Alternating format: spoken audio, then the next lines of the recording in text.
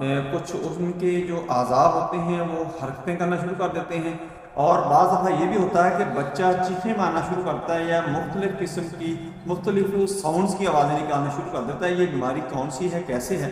اس کو کہتے ہیں ٹوئٹ سنڈروم۔ ٹوئٹ سنڈروم کے بارے میں آج میں آپ کو بات کروں گا، یہ بہت ہی اہم موضوع ہے۔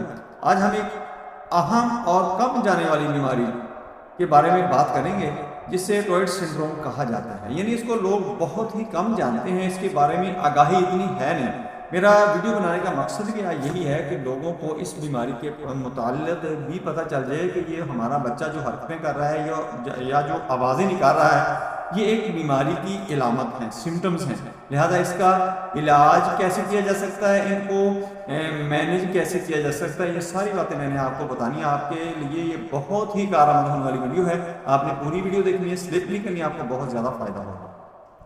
یہ بیماری